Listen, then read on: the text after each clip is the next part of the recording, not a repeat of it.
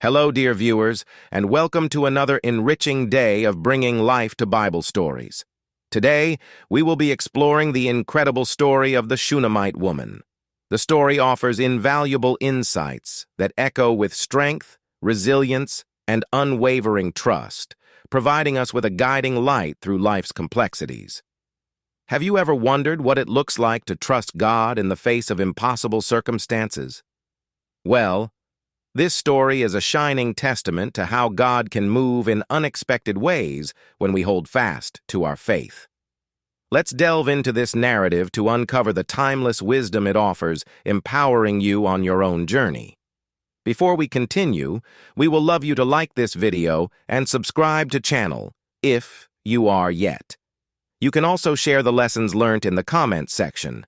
You can do well to share the link with someone so they can watch it whenever they have the opportunity. God bless you as you do so.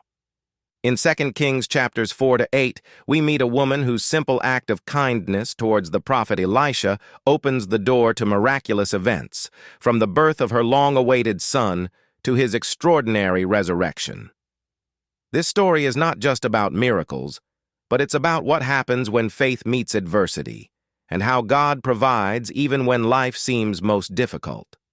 So, whether you're familiar with the story or hearing it for the first time, stay with us as we go into this powerful lesson that resonates with anyone looking for hope, faith, and God's unchanging provision. The story of the Shunammite woman, as mentioned earlier, found in 2 Kings chapter 4 verses 8 to 37 and revisited in 2 Kings chapter 8 verses 1 to 6, tells of a wealthy, childless woman from the town of Shunem who offers hospitality to the prophet Elisha. The story begins with the prophet Elisha traveling through Shunem, a town in northern Israel. A wealthy and kind woman, referred to as the Shunammite woman, recognizes Elisha as a holy man of God and offers him hospitality. She urges him to come to her house for a meal whenever he passes by. Prophet Elisha gladly accepts her invitation and makes it a regular stop. As time passes, the woman goes further in her generosity. She speaks to her husband about building a small room on the roof of their house, furnishing it with a bed, table, chair, and lamp so that Prophet Elisha can stay there comfortably whenever he visits. This simple yet profound act of kindness reflects the woman's deep respect for God's servant and her willingness to serve God by supporting his prophet. In response to her generosity, Prophet Elisha, desiring to repay her, asks his servant Gehazi what could be done for her. Gehazi informs Elisha that the woman has no children, and her husband is old, making it unlikely she will have an heir. Elisha then calls the woman, and as she stands in the doorway, he tells her that by the same time next year, she will hold a son in her arms. Surprised and somewhat skeptical, the woman protests, saying, "No, my lord. Don't mislead your servant, O man of God." Despite her reservations, Elisha's prophecy comes true, and the woman gives birth to a son the following year. Years later, the child, now a young boy, goes out to the field with his father during the harvest season. Suddenly, he complains of a severe headache, possibly a sunstroke. His father instructs a servant to carry the boy back to his mother. She holds him on her lap until noon, but tragically, the child dies in her arms. The Shunammite woman's response is remarkable. Rather than expressing despair, she quietly places the boy's body on Elisha's bed in the room she had built for him. She then tells her husband she needs to visit the man of God immediately, though she does not tell him that their son has died. Her calmness and resolve reveal her deep faith in God's power and her trust in Elisha's ability to intervene. The woman saddles a donkey and rushes to find Elisha, who is staying at Mount Carmel, which was about 15 to 20 miles away. When Elisha sees her coming, he sends Gehazi ahead to ask if everything is well with her, her husband, and her child. The woman simply responds, "Everything is all right."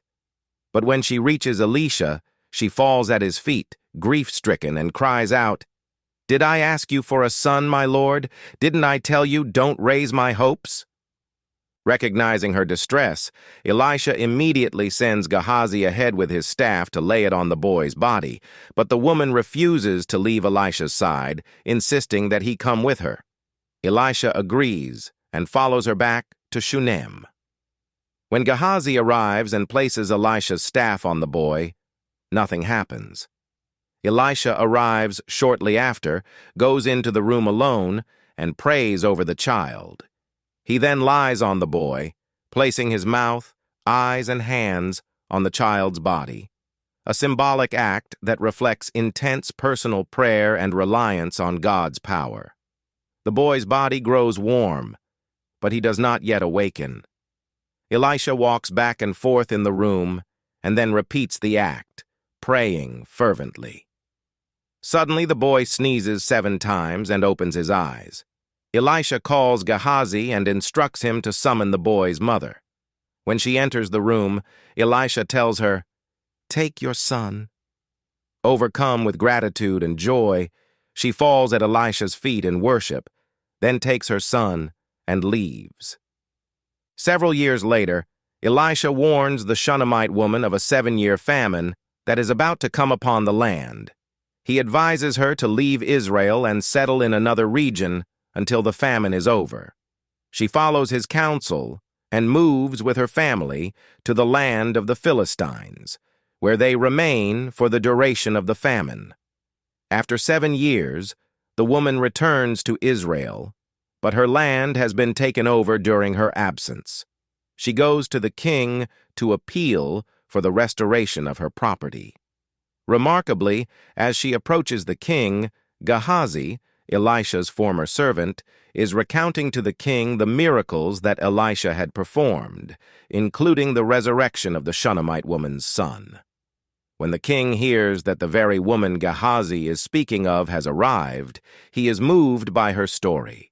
He orders that her land be returned to her, along with any income that was earned from the land during her absence.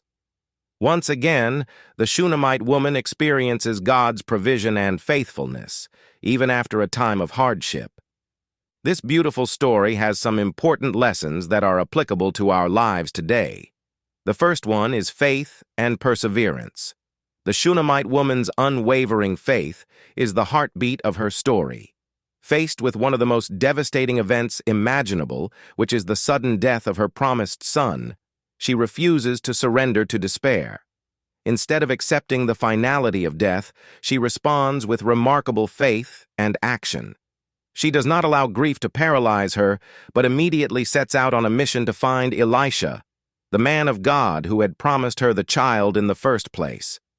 This act of seeking out the prophet reflects her deep belief that God, through Elisha, could still intervene, even when it seemed impossible. This perspective is crucial for anyone experiencing hardship. It teaches us that acknowledging our feelings and circumstances is part of the healing process, but it should not lead to despair. Instead, it can fuel a desire for change and restoration. Furthermore, her journey illustrates the importance of taking action in our faith. Resilience involves a proactive stance, actively seeking solutions, much like the Shunammite woman sought Elisha. This is a vital lesson for believers. In times of crisis, we are called to reach out to God, seek support from His messengers, and take steps toward restoration.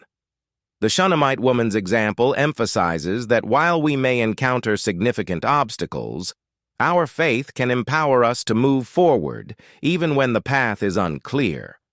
Her story also serves as an important reminder that it is often in the darkest valleys of life that our faith is truly tested and ultimately strengthened. The Shunammite woman faced what many would deem a big challenge, yet her journey did not end in despair. Instead, it led to a miraculous outcome, a resurrection that defied the finality of death. This transformation underscores the reality that God can bring beauty from ashes and joy from sorrow. The Shunammite woman's resilience is rewarded with restoration, not just of her son, but also of her hope and faith in God's goodness. The Shunammite woman teaches us that resilience is a multifaceted response to adversity that is intricately connected to our faith. Her ability to endure hardship while maintaining hope serves as an inspiration for all believers. It invites us to reflect on our own challenges and consider how we might respond when faced with overwhelming sorrow. Through her story, we are reminded that resilience, fueled by faith, can lead to miraculous outcomes, revealing that our darkest moments can serve as a catalyst for profound transformation and divine intervention. As we wrap up our exploration of the inspiring story of the Shunammite woman, let's take a moment to reflect on the powerful themes of faith, resilience, and God's provision that shine through her journey. Her unwavering trust in God in the face of adversity serves as a reminder that we, too, can find strength and hope even in our darkest moments. If you found this story uplifting, don't forget to hit that like button and share it with someone who might need a little encouragement today. We'd love to hear your thoughts. What lessons from the Shunammite woman's journey resonate with you? Drop a comment below and let's start a conversation. And if you want to continue diving into stories of faith and inspiration, be sure to subscribe to our channel and turn on notifications so you never miss an update. Thank you for joining us today. And remember, no matter what you face, trust in God's goodness and keep believing in the miracles that can unfold in your life. See you in the next video.